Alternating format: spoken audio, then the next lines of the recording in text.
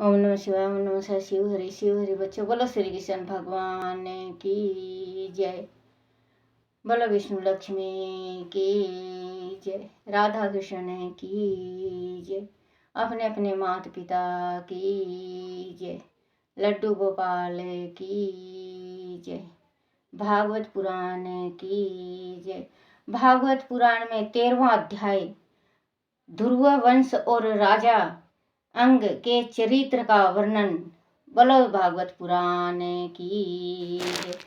श्री सुत जी ने कहा, शौनक जी, इस प्रकार श्री मंत्रेय मुनि के मुख से ध्रुव चरित्र सुनकर विदुर जी के हृदय में भगवान विष्णु की भक्ति की भावनाओं का उद्रेक हो गया। उन्होंने मंत्रेय जी से फिर पूछा, मुनिवर, यह प्रचेता कौन थे जिनकी यज्ञशाला में श्री नारद जी ने ध्रुव चरित्र की महिमा को गाया था? वह किसके पुत्र थे? उन्होंने कहाँ पर यज्ञ किया था?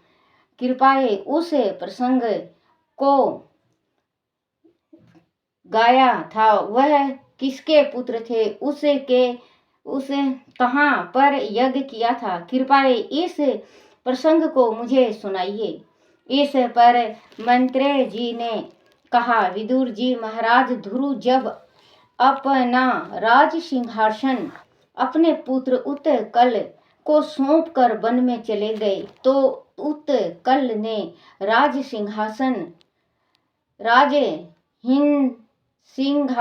पर बैठने से इनकार कर दिया। वह जन्म से ही शांत, आसक्तियों से विरक्त और समादर्शी था। वह सभी जीवों में परमात्मा के अंश आत्मा को देखता था और सभी से प्रेम करता था। वह अपनी आत्मा से भिन्न कुछ भी नहीं देख पाता था। वह अज्ञानी नहीं था। जब उसे राज संभालते नहीं देखा तो मंत्रियों ने उसे मूर्ख और पागल समझकर उसके छोटे भाई ब्रह्मी के पुत्र वत्सर को राजा बना दिया। वत्सर की पत्नी सवर विथिक के गर्भ से पुषाण तिग में केतु, इस ऊर्जा, वासु और जय नाम के 6 पुत्र हुए। पुष्पण की 2 पत्नियां थी, प्रभा और दोषा। उनमें प्रभु से प्रीति, मध्यहन और साय 3 पुत्र हुए और प्रदोष निशिथ और विशिष्ट को जन्म दिया। विशिष्ट की पत्नी पुष्करिणी से सर्वतेजा नामक पुत्र उत्पन्न हुआ। सर्वतेजा की पत्नी अंकिति से चाश्रु नामक पुत्र उत्पन्न हुआ। चाश्रुष मानवतार में वह चतुर ही मनु हुआ था। चक्षु मनु की स्त्री नडवल सा पुरु कुतेश त्रित घुमन सत्यवान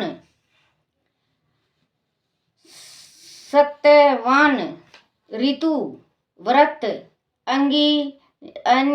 अंगिन कोशम अति रात्र प्रमुख शिब्बी और उले मुख के ये 12 सर्व गुण संपन्न बालक उत्पन्न हुए।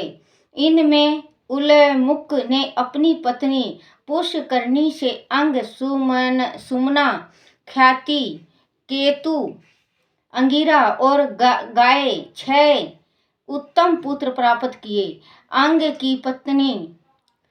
की पत्नी सुनीता ने क्रूर कर्मा वेन को जन्म दिया, जिसकी दुष्टता से परेशान होकर दुष्टता से प्रसन्न होकर राजश्री अंग अंग नगर छोड़कर चले गए थे। विदुर जी मुनियों के वह क्या ब्रज के समान अमोघ होते हैं, उनकी कोई काट नहीं होती। राजश्री अंग ने कुपित होकर वेन को श्राप दिया तो वह मर गया। तब किसी राजा के न रहने के कारण प्रजा में लूट मार की घटना होने लगी। वह देखकर उन्होंने वेन की दाहिनी भुजा का मथन किया, जिससे भगवान विष्णु के अवतार महाराज पिथु का जन्म हुआ। विदुर जी ने पूछा, विप्रवर महाराज अंग तो बड़े ही शील स्वभाव वाले थे, फिर उनके वहां वेन जैसा दुष्ट पुत्र उत्पन्न कैसे हुआ? वेन ने भी ऐसा क्या पाप किया था जो उसे श्राप का फल भोगना पड़ा? प्रजा का तो वह कर्तव्य होता है कि वह अपने राजा के पापों को छिपाने का कार्य करे, क्योंकि राजा अपने प्रभाव से 8 लोकपालों के तेज को धारण करने वाला होता है। आप तो सब कुछ जानते हैं। मुनिवर, कृपया वेन की करतूतों के बारे में मुझे बतलाइए। श्री मंत्रे जी ने कहा, विदुर जी, एक बार उल मुख पुत्र राजा अंग ने प्रचेता के रूप में अश्वमेध यज्ञ का अनुष्ठान किया था। नारद जी ने इस यज्ञ में श्री हरि विष्णु की स्तुति में श्लोक पढ़े थे। इस यज्ञ में वेदों के ज्ञाता ब्राह्मणों के कहने पर भी देवता लोग नहीं आए। तब यज्ञकर्ता ब्राह्मणों ने विस्मित होकर राजा अंग से कहा कि आहुतियों के रूप में जो घी यज्ञ कुंड में डाला जा रहा है, उसे देवगण स्वीकार नहीं कर रहे हैं। हम जानते हैं कि आपकी हवन सामग्री दूषित नहीं है, वेद मंत्रों का उच्चारण भी दोष युक्त नहीं है, सभी कर्म शुद्धता के साथ किया जा रहे हैं, नियमों का पालन भी सटीक है। देवताओं का किंचित भी अपमान इस यज्ञ में नहीं किया गया है, फिर भी देवता लोग अपने भाग क्यों नहीं ले रहे हैं? ब्राह्मणों की बात सुनकर यजमान प्रचेता अंग बहुत उदास हो गए। उन्होंने याजकों की अनुमति से मौन तोड़ते हुए उपस्थित सदस्यों से पूछा, सदस्यगण, देवता लोग आवाहन करने पर भी यज्ञ में नहीं आ रहे हैं, वह ना तो सोम पात्र ग्रहण करते हैं और ना अपना भाग ही ले रहे हैं। ऐसा उनसे क्या अपराध हो गया है? सदस्यों ने राजा अंग से कहा, राजन, इस जन्म में तो आपसे किंचित भी कोई अपराध नहीं हुआ, किंतु पूर्व जन्म में आपसे एक अपराध अवश्य हुआ है, जिसके कारण सर्वगुण संपन्न होने पर भी आप पुत्रहीन हैं। इसीलिए पहले आप सुपुत्र प्राप्त करने के लिए यज्ञ कीजिए, भगवान आपको पुत्र अवश्य देंगे। जब संतान की इच्छा से साक्षात यज्ञ पुरुष श्री हरि का आह्वान किया जाएगा, तब देवता लोग स्वयं ही अपना यज्ञ भाग ग्रहण करेंगे। भक्त जिस वस्तु की कामना करता है, श्री हरि उसे वह पदार्थ अवश्य देते हैं। जो भक्त जिस प्रकार से श्री हरि विष्णु की आराधना करता है, उसे उसी की इच्छा के अनुसार फल प्राप्त होता है। विदुर जी, इस प्रकार राजा अंग ने पहले पुत्र प्राप्ति के लिए निश्चय किया। उन्होंने यज्ञ रूप श्री विष्णु को पुरोरस नामक चारु समर्पित किया। उन्होंने जैसे ही अग्नि में आहुति डाली, उससे अग्नि और भी तीव्र होकर जलने लगी। तभी अग्नि के मध्य से सोने का हार पहने तथा शुभ वस्त्र से सुशोभित एक पुरुष प्रकट हुआ। उनके एक हाथ में खीर से भरा एक श्रवण पात्र लिए एक पुरुष प्रकट हुआ था। उदार बुद्धि राजा अंग ने यज्ञ को की अनुमति से उंगली भर खीर उस कटोरे से ले ली और उसे सहित सूंघ कर अपनी पत्नी को दे दिया। रानी ने वह खीर खा ली। उस खीर को खाने के कुछ समय बाद रानी को गर्भ ठहर गया। उस गर्भ से रानी को यथा समय एक पुत्र प्राप्त हुआ। वह बालक जन्म से ही अधर्म वंश में उत्पन्न अपने नाना मृत्यु का अनुगामी था। उनकी माता सुनीला मृत्यु की ही पुत्री थी। वह बालक युवा हुआ तो रोज वन में जाता और बाघ की हत्या की जगह भोले भाले निर्दोष हिरणों की हत्या कर देता था। उसे देखते ही वनवासी लोग वेन आया कह कर भयभीत हो जाते थे। वह ऐसा क्रूर और निर्दयी था कि मैदान में खेलते हुए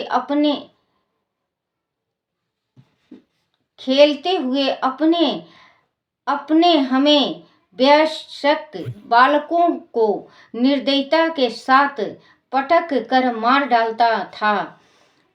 महाराज अंग ने उसे सुधारने का बहुत प्रयत्न किया, परंतु वह उसे सुमार्ग पर लाने में असमर्थ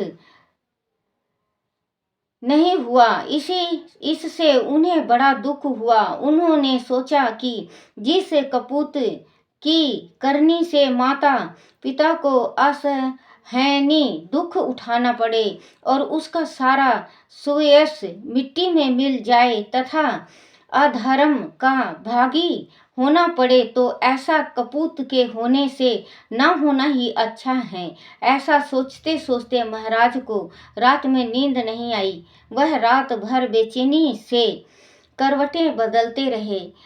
गृहस्थल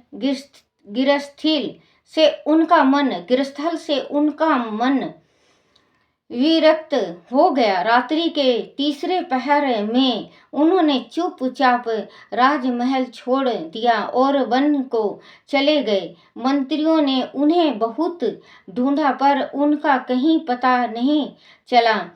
हार कर वह सभी नगर में लौट आए। सारी प्रजा दुख में पागल सी हो रही थी, परंतु वेन को अपने पिता के न मिल पाने की कोई चिंता नहीं थी। उल्टे वह तो मन ही मन प्रसन्न हो रहा था कि पिता से उसका पीछा छूटा। अब खुलकर वह राज सुख का भोग करेगा और उसके जो मन में आएगा करेगा। अपनी माता की उसे जरा भी चिंता न थी। बोलो श्री कृष्ण भगवान की जय। बच्चों, कहते हैं ना कि ना तो कपूत किसी के घर जन्मे, ना कपूत किसी के घर में आए। अगर पुत्र कपूत हो जाता है तो माँ बाप को बहुत ही सुनना पड़ता है। जगह जगह उनको ताने मिलते हैं, जगह जगह, क्योंकि हर एक इंसान का देता है कि ऐसे पुत्र से तो ना पुत्र होता, ऐसे पुत्र से ऐसा पुत्र तो होता ही नहीं, इससे अच्छा तो ये मर जाए, इससे अच्छा तो मैं ये रहूं, मैं वो रहूंगी, ये होता है। तो बच्चों, आप जो भी काम करो सोच विचार के करो, अपने खानदान की इज्जत को देख के फिर करो, क्योंकि कोई कोई बच्चा ऐसा होता है कि अपने खानदान की तरफ नहीं, उसके दिमाग में जो भी आता है वो ही करता है। उसको किसी की परवाह नहीं होती, ना माँ की, ना बाप की, ना गुरु की, ना जन की, ना अपने कुटुंब की, ना परिवार की। तो बच्चों, वो बच्चा बाद में बहुत पछताता है। देखो, इसमें भी ये है कि बच्चे, हम आज कुछ कर जाते हैं, लेकिन हम अब की जन्म में अगर हम वो नहीं भोगेंगे तो अगले जन्म में हमको ये भोगना ही पड़ेगा। एक जन्म का करा हुआ बच्चों 7 जन्म तक भुगतान होता है उसका। तो अच्छा अच्छा काम करा करो, जैसे कि आप शंकर जी को जल चढ़ाओ, शिव हरि का शाम को जोत जलाया करो, अपने घर में आराधना करा करो, प्रार्थना करा करो, परमात्मा हमने हमें जो मानव चोला दिया है आपने, बहुत बहुत धन्यवाद परमात्मा। क्योंकि इस भगवान ने तो बच्चे, भगवान ने तो माँ के गर्भ में डाल देता है। अब माँ के गर्भ से आते हो तो माँ बाप सही आपको राह पकड़ाते हैं, लेकिन आप नहीं पकड़ते, भटक जाते हो। तो बच्चों, आप अपने बच्चे को भी, जैसे कि अगर आप अपने माँ बाप की सेवा करते हो, आपके अपने बच्चे देख रहे हैं कि हमारे माँ बाप की सेवा हमारे पिताजी कर रहे हैं, कल बड़े होके वैसे ही करेंगे। क्योंकि अगर हम अपने माँ बाप का सेवा नहीं करते तो बच्चे देखते हैं, क्योंकि अनाथ आश्रम में, वृद्धाश्रम में इतने बच्चे हैं, इतने बच्चे हैं कि बहुत ज़्यादा बच्चे, और ये वृद्धाश्रम में माँ बाप, और अनाथ आश्रम में बच्चे। बच्चों, ऐसा गलत कदम नहीं उठाते, जैसे कि कोई बहुत बड़ी गलती हो जाती है तो बच्चा हो जाता है तो अनाथ आश्रम में चला जाता है, उनका कोई, अनाथ कहते हैं उनको, कोई नहीं होता। और माँ बाप बेटा बेटी को जन्म दे के अनाथ हो जाते हैं, क्योंकि वो अपने बेटा बेटी को जन्म देते हैं, पढ़ाते हैं, पोसते हैं, लिखाते हैं, नौकरी कराते हैं, शादी ब्याह करते हैं, उनके वास्ते दुखम सुखम होके मकान बनाते हैं। जब वो बड़े हो जाते हैं तो कहते हैं कि छोटा मकान है, अपने माँ बाप को, पिताजी आप वृद्धाश्रम चले जाओ, छोड़ ही आते हैं। और कहीं कहीं तो ये भी सुनने में आया है कि माँ बाप को आप गंगा जी नहलाने के बहाने ले जाते हो, और कोई हरिद्वार में छोड़ गया है, कोई काशी जी में छोड़ गया है, और कोई रेल की पटरी पे छोड़ जाता है, जो कोई कहीं घूमने जाते हैं, तीर्थ में छोड़ जाते हैं अपने माँ बाप को। बच्चे, आप तीर्थ गए हो और अपने माँ बाप को छोड़ आए हो तीर्थ में, तो एक बात ये बताओ, आप बच्चों 7 जन्म तक भी अगर भक्ति करोगे तो उसका फल नहीं मिलेगा। क्योंकि आप के जो माँ बाप हैं, जिसने जन्म दिया, आप उनको, आप वृद्धाश्रम छोड़ आए हो, या कहीं पे उनको छोड़ आए, या किसी चीज़ के वास्ते आप उनके ऊपर हाथ उठाते हो। अब बच्चों, कलयुग आ गया है। अब अगर 100 घर है तो 100 घर में ये जरूर देख लेना बच्चों कि 30 घर के माँ बाप मार खाते हैं अपनी औलाद से, क्योंकि कलयुग है। तो बच्चों, अपने माँ बाप को मत मारा करो, करा करो।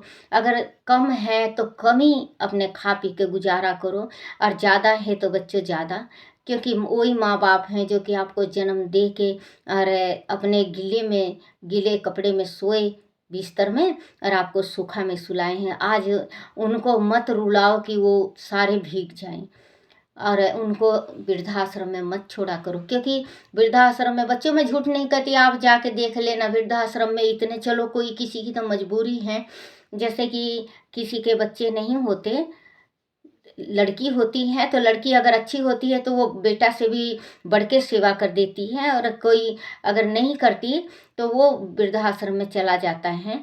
जो किसी के कोई आगे पीछे संतान नहीं होता है, वो वृद्धाश्रम में चला जाए, वो अच्छा लगता है। लेकिन जब सब कुछ है, तुम्हारे पास सब कुछ है, तो और उन्हें आप वृद्धाश्रम भेज रहे हो, तो बच्चों, ये आप लोगों की गलत बात है। आप वृद्धाश्रम में मत भेजा करो अपने माँ बाप को, क्योंकि वो भी बहुत अरमानों से पाले हैं, आपको पोसे हैं।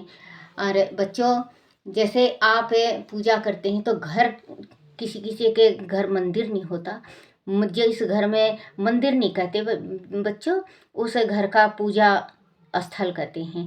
अपने घर में जो मंदिर बनाते हैं हम, छोटा सा पूजा स्थल होता है, उसके बिना बरकत नहीं होता। आप पूजा स्थल का जरूर पूजा स्थल बनाया करो, पितरों का भी और माता शक्ति का भी, तो आप के घर में बरकत होगा। ओम बोलो श्री कृष्ण भगवान की जय। हे नाथ नारायण वासुदेवाय, हे नाथ नारायण वासुदेवाय। श्री कृष्ण गोविंद हरे मुरारी, हे नाथ नारायण। बोलो श्री कृष्ण भगवान की जय।